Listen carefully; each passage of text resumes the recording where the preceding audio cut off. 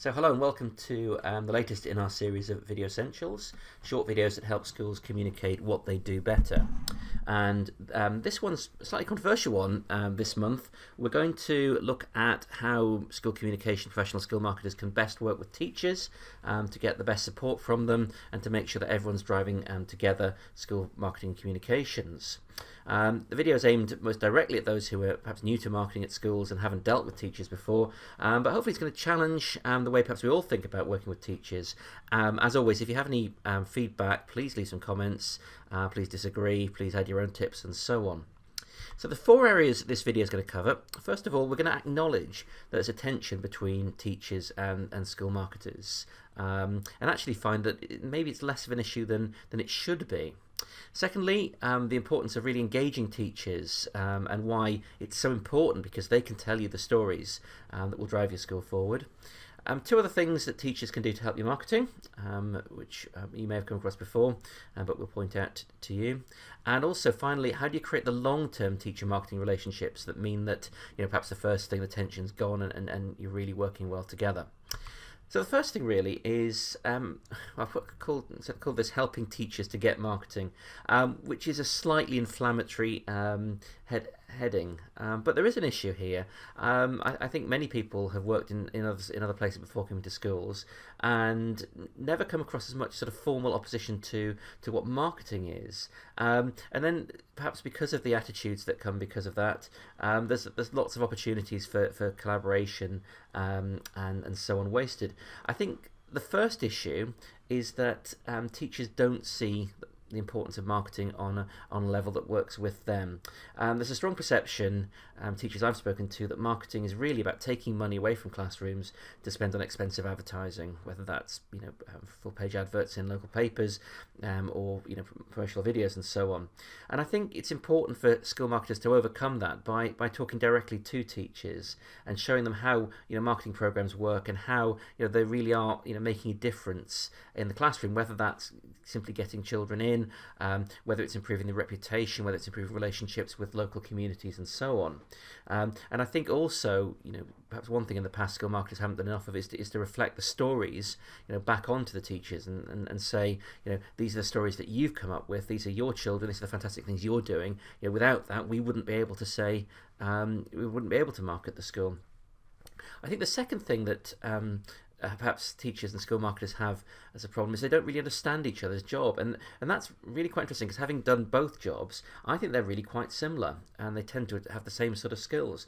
Both roles are taken up by skilled professionals, most of the time working on what they see as long-term projects, whether that's rebranding and moving a school forward, or teaching someone a 2-3 over a 7-year course perhaps, but interrupted by lots and lots of short-term demands, whether that's answering phone calls from journalists in the case of school marketers, or perhaps students turning up and asking for help with homework, or filling in registers and so on, that teachers have to do. And I think once teachers and school marketers understand that, they can perhaps come to much more of a cooperation, as we'll talk about in the next topic. One thing I definitely say is that if you're new to working in a school, shadow teachers, spend some time shadowing teachers, shadowing students, understanding what happens through the day and perhaps the demands on their time. And once you've done that, you won't be asking every teacher to respond really quickly or to give you lots of information, and so on. You'll be working to their timescales and their demands, and also you'll just, we'll come to point 4, develop the relationships with the teachers perhaps who you can work best with. So once you've understood the issues that teachers have, and once you've worked on that, how do you actually use teachers to find stories?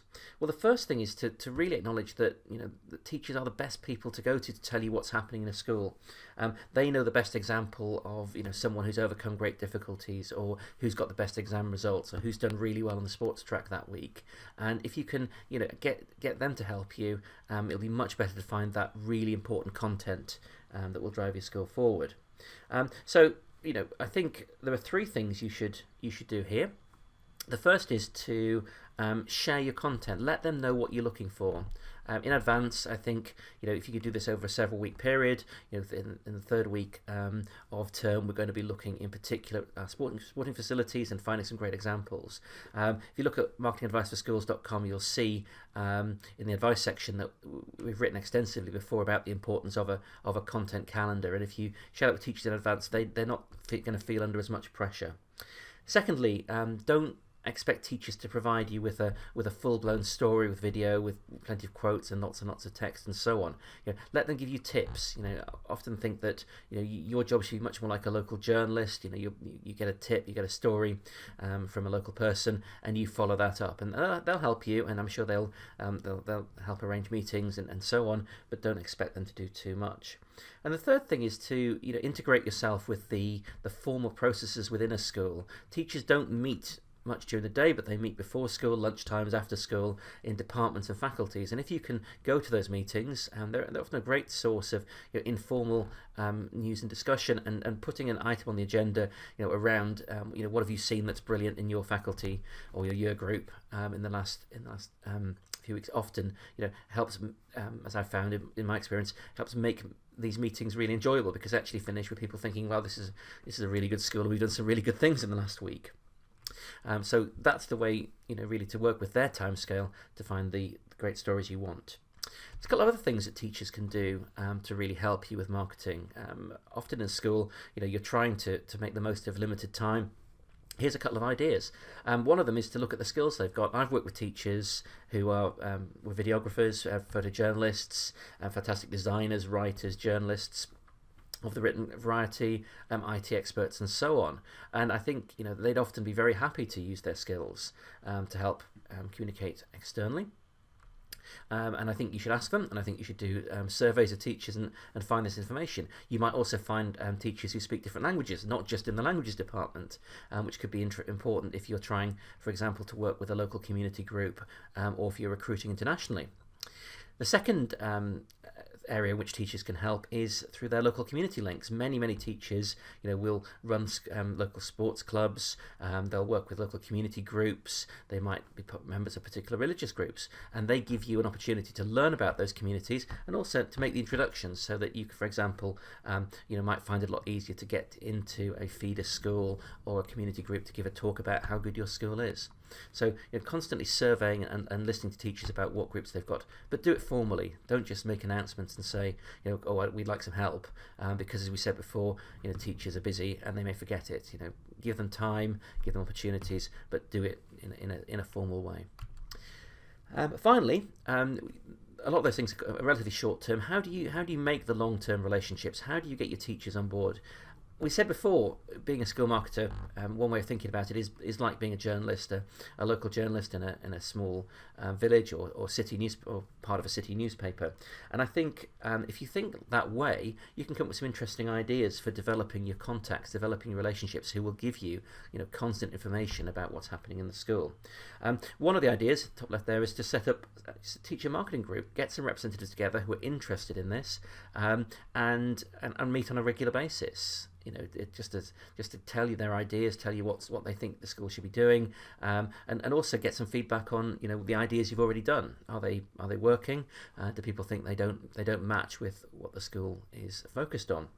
Secondly, you can actually train some of the staff yourself. Use your skills. Teachers are very, very keen on learning and learning skills themselves. If you're an expert in social media or on blogging or photography, set up those clubs and get some teachers along. Help them enhance their skills. Run on an inset day, have a separate session that you run, which isn't about marketing. Show them that you are a skilled professional as they are.